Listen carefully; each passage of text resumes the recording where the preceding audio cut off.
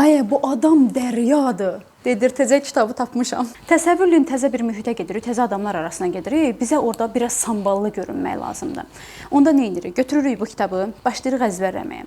Sonra Kefli İskəndərdən bir stat danışırıq. Sonra Hacı Qaradan bir stat deyirik, biraz keçir danışırıq. Sonra Platondan bir cümlə işlədirik. Ay hə, Hüseyn Cavid belə, filan film belə, Bəhmən film belə. Yanımızda oturan adamın ağzı açıq qalır ki, ala bu dərya imiş, bu nə imiş, bunun oxumadığı kitab, bunun baxmadığı film qalmayıb. Bu kitaba qaymaqları yığıblar.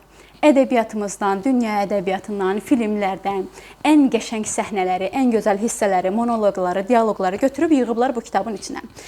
Hər bir monoloqun, hər bir dialoqun özünün xüsusi ifadə etdiyi bir məna var. Yəni, ya ümumbəşəri mövzudur, ya nəyəsə ithaf olunub bu formada. Yəni, heç bir əziyyət çəkmirsən ki, görəsən bunun əvvəli nə idi? Bir-iki mövzudan başqa onlarda hansıdır? Biri, məsəl üçün, türklərdə olan müəllim deyilən bir serial var imiş. Yəni, nə dərəcədə məşhur serialdır, bilmirəm. Nə bilim, nəysə. Qəşəng dörüymüş. Mən baxmamışam, deməli qəşəng serial dörmüş. Buradakı müəllimin monoloqu götürülüb, qoyulub, 2 səhifədə yer ayrılıb ona.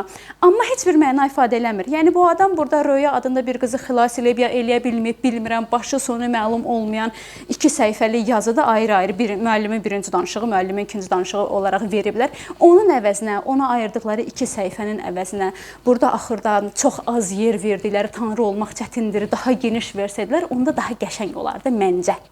Nəysə. Adama girdiyi mühitdə belə eləyə bilməsi üçün bir bu kitab lazımdır, bir də yaxşı yaddaş.